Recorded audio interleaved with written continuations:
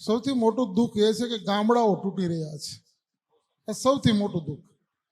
ગામડાઓ તૂટી અને શહેરીકરણ તરફ જ્યારે જઈ રહ્યા છે ત્યારે શહેરીકરણની દોડાદોડીમાં, હરીફાઈમાં એ માણસ ગામડાઓની આપણી પરંપરાઓને ભૂલી રહ્યો છે. આપણી આદિકાળથી ચાલી આવતી પરંપરાઓ, જે સનાતન ધર્મની આપણી સંસ્કૃતિને એક જોડતી કડીઓ, તો સૌથી મહત્વની કડી કિશનભાઈ કઈ છે? પેલું મઢ. મઢ એટલે કે જ્યાં એક પરિવાર, એક સરનેમના જે લોકો હોય એ બધા જ ભેગા મળે, ત્યાં પૂજા પાઠ કરે, નિવેદ્ય કરે. વર્ષે દાડે ક્યાંય પણ પ્રદેશમાં રહેતા હોય ભેગા આવી ગામડે આવે, બધા ભેગા થાય, એકબીજાની ખબર અંતર પૂછાય અને એના મીંડોળ, લગ્ન પછી પણ એના મીંડોળને છોડે. આ મઢની પરંપરા જે એક પરિવારને એક કરે છે. ત્યાર પછી આવે ગામની અંદર રામ મંદિર ને શિવ મંદિર. એ આખા ગામને ભેગું રાખે છે, સનાતન ધર્મને, આપણી સંસ્કૃતિને જાગૃત રાખે છે.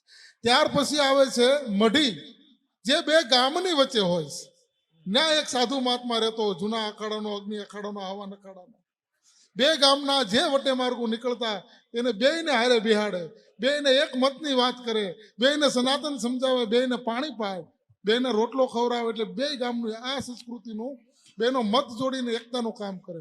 ત્યાર પછી આવે મઠ, ત્યાર પછી આવે પીઠ. આવી રીતે આપણા સનાતન ધર્મની આખી વ્યવસ્થા એકબંધ રીતે ચાલે છે.